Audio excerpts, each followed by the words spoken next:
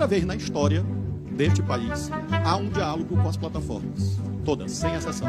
Plataformas que nem tinham representação no Brasil, hoje respeitam as leis brasileiras, em razão da atuação do Ministério da Justiça. Finalmente, sobre os dados. Deputado... do tempo está parado, faz 2 minutos. O Duarte deve estar apaixonado por mim, porque ele não consegue me esquecer. Eu sou casado, viu, Duarte? Eu sou casada. E eu tenho bom gosto. Com certeza. Por isso que eu te disse que está apaixonado. Por gentileza, isso é desrespeito. Desrespeito com a deputada. Isso é um desrespeito com a minha esposa, senhora deputado, presidente. Isso é desrespeito com a minha esposa. Eu sou casado, tenho filho, Vamos e é um continuar. desrespeito com a minha esposa. Vossa Isso é um Excelência, respeito à família. Vossa Excelência Ela tem está que respeitando respeitar. essa Ela tem que respeitar a presidência, minha família. fazendo uso da palavra.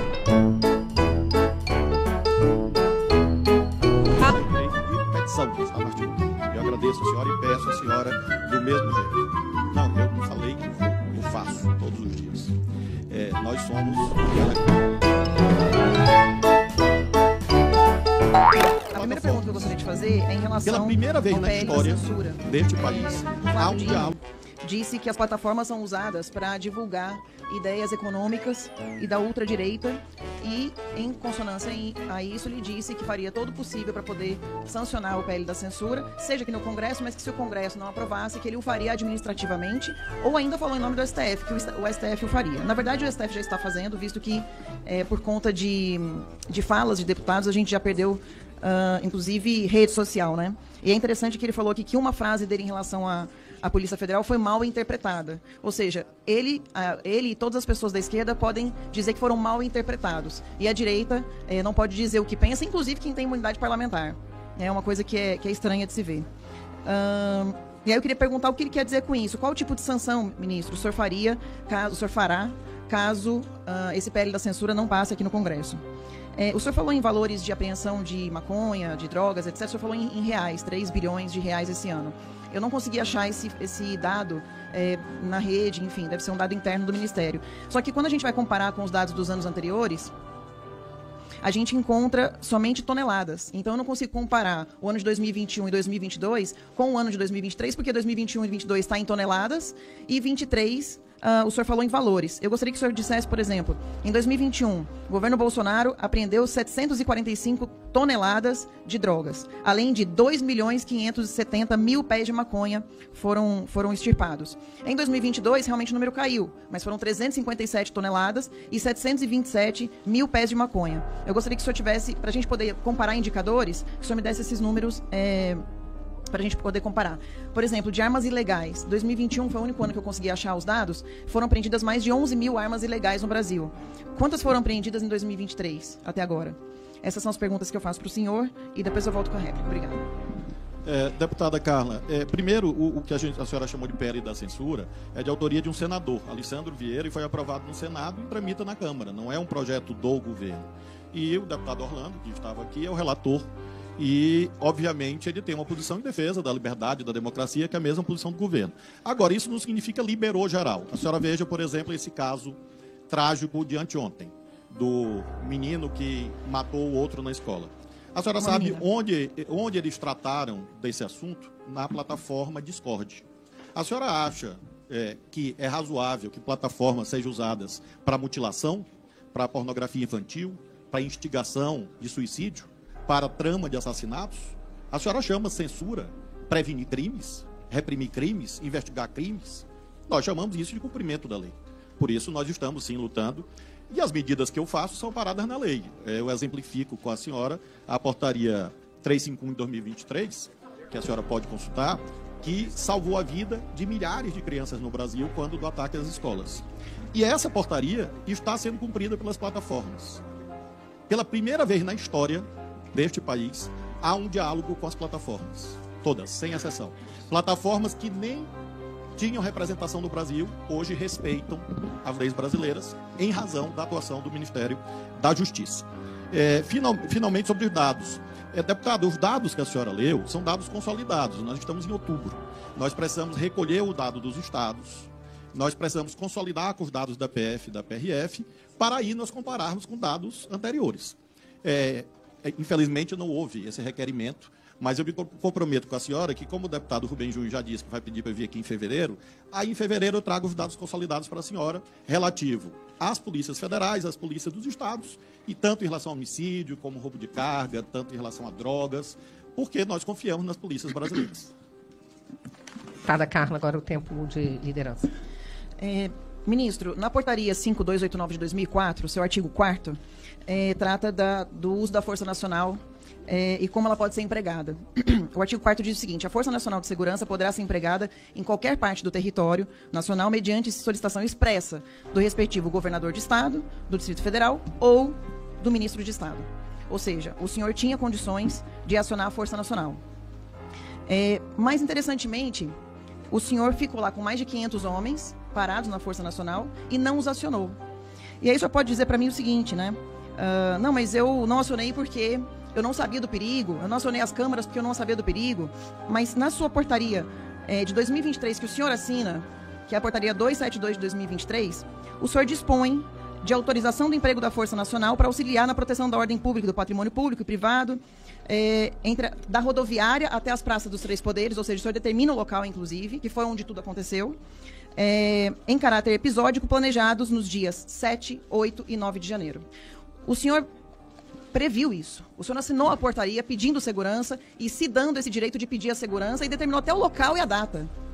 Como é que o senhor pode dizer que o senhor não sabia que existia nada? O senhor falou algumas vezes que as imagens foram apagadas. Eu, inclusive, fiz um pedido de informação para a empresa Orion Telecomunicações e Engenharia. Nunca me responderam. Interessantemente, esse contrato é feito com o Ministério da Justiça. O senhor é portador do contrato, perguntando em quanto tempo as câmeras têm que ficar com as imagens protegidas. Agora, vamos lá. Somente 4 das 185 câmeras localizadas no topo do Palácio da Justiça foram mantidas. Somente 4 de 185. O senhor disse aqui hoje que as câmeras não ativaram. Ora, se o senhor sabia que dia 7, 8 e 9 o senhor precisaria do emprego da Força Nacional entre a rodoviária e a Praça dos Três Poderes, por que o senhor, então, não pediu para ativar também as câmeras? Afinal de contas, é uma forma de segurança. O senhor é um homem inteligente, é um magistrado, é professor. Eu tenho que reconhecer a sua inteligência. Então, não posso não consigo entender como é que o senhor acionaria a segurança, mas não acionaria as câmeras. E aí, eu quero crer, então, que houve uma seletividade da cadeia de custódia. O senhor é um magistrado, eu nem formado em direito sou, mas existe uma cadeia de custódia das provas necessárias para uma investigação séria. Inclusive, o pacote anticrime do ministro Sérgio Moro acrescentou os artigos 188A até o 188F. No 188B, terceiro, diz que fala sobre a questão das cadeias de custódia. O senhor é responsável pela preservação da cadeia de custódia, porque o senhor estava em contato com o elemento da prova.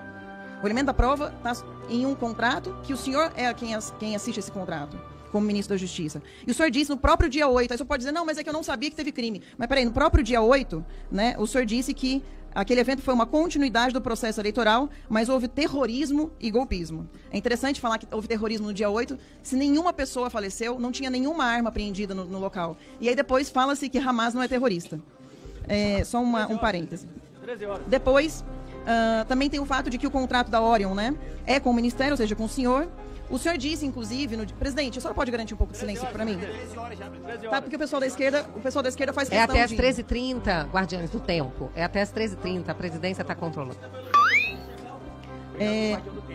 Então, o senhor disse, inclusive, no dia 8, que existe uma infiltração em instituições de segurança do Estado. Ou seja, se existe infiltração, se o senhor não cuidou da cadeia de custódia, se o senhor não acionou a Força Nacional, que estava à disposição do senhor e o senhor pode acionar.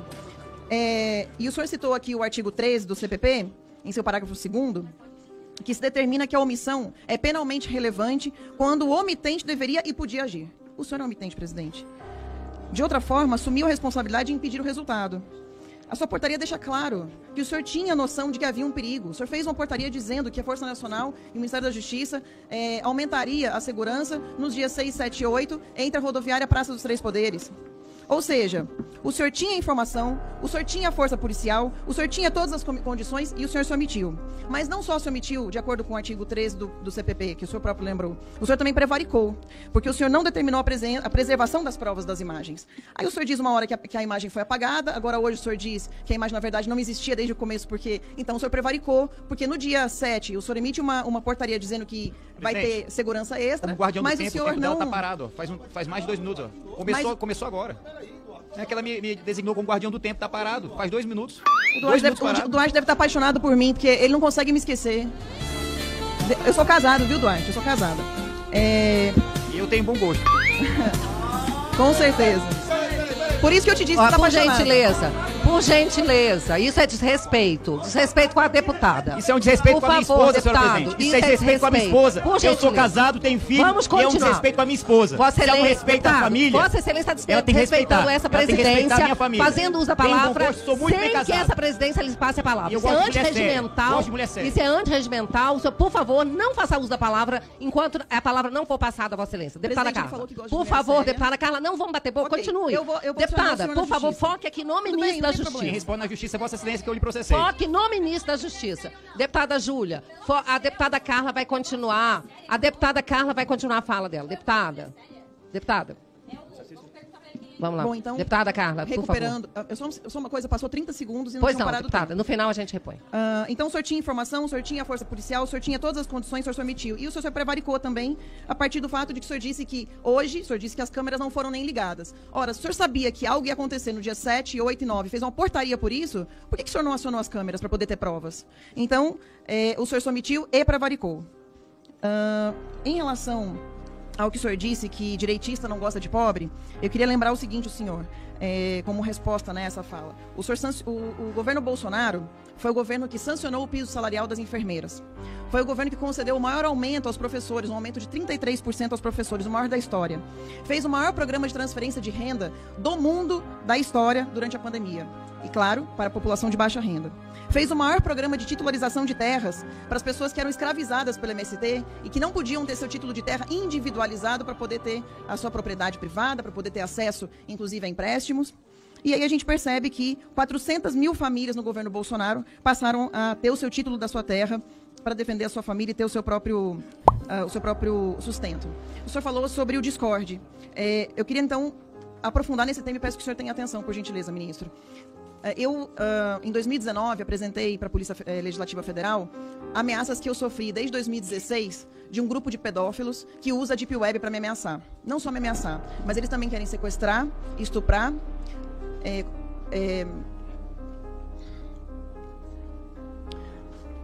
esquartejar e me mandar pedaços do meu filho. Porque eu luto contra a pedofilia há muitos anos, muito antes de ser deputada. Então, todo o apoio todo tipo de coisa que o senhor tiver contra a Deep Web e o Discord, o senhor vai ter meu apoio. Mas eu tenho que lhe ser sincera. O senhor não pode confundir o que é falado no Discord e na Deep Web para mutilação de crianças ou para o que fazem com o meu filho com o Facebook, Instagram, TikTok, em que parlamentares e outras pessoas e o povo brasileiro tem o direito de reclamar. O povo brasileiro entra no meu Twitter, no meu Instagram e etc., para me xingar, me ameaçar e etc. Se eu me sentir lesada, eu uso injúria, calúnia, etc. Ou seja, a gente tem condições na lei de poder rever isso. A gente não precisa de uma censura prévia. E esse é o nosso medo. E a sua fala, senhor ministro, foi no sentido de instituir uma censura prévia. Esse é o medo de toda a população. O senhor pregou o medo na população, então o senhor tem aqui a oportunidade de desmentir isso. Eu fico com muito medo, quando o senhor fala bastante do Lula, de ele estar usando o senhor para se vingar dessa gente. Coisa que ele disse que faria como presidente da República. O senhor exaltou o Lula, que não me representa, não é meu presidente, mas em entrevista ao 247 ele disse, um procurador entrava lá e perguntava se está tudo bem, eu falava que está tudo bem. Só está tudo bem quando eu fuder.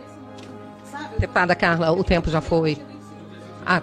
30 segundos. Ok, mas nós vamos, de qualquer forma, retirar das notas taquigráficas o termo. Mas pode continuar, deputada. Entre aspas, só tá tudo bem quando eu esse Moro. Sabe, eu tô aqui para me vingar dessa gente. E aí, de repente, a gente vê uma perseguição à direita, o senhor falando sobre censura, né, de patriotas, falando da direita, que a gente tem que calar a direita. O senhor falou que teria que calar a direita. Então, o senhor não falou de Discord e de Deep Web, o senhor falou de calar a direita. O senhor precisa esclarecer isso, ministro. Obrigada, deputada. Ministro, eu tenho 3 minutos, mais um, que é o da réplica. Deputada, sobre patriotas, eu reitero a nossa concepção. Eu tenho muito orgulho de ser verdadeiramente patriota.